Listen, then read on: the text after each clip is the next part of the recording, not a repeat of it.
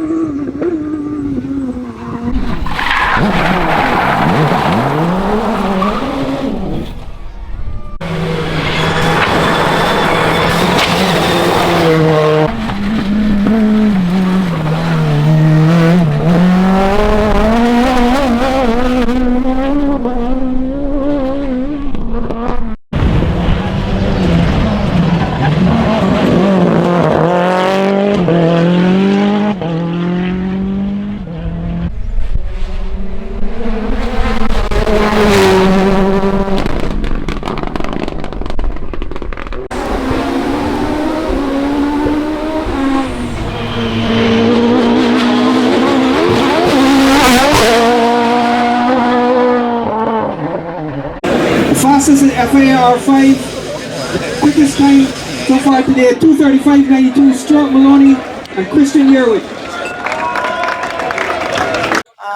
Not really. To be honest, there never really was a goal to win. I wouldn't have been upset if I came fit once I knew I did it, not trying. But no, I mean the goals were just to get through today, and which we did. But when I saw the other guys going a little quick, I had to decide whether I was going to test the waters and see if I was as quick, and that's what I did in the last run, and it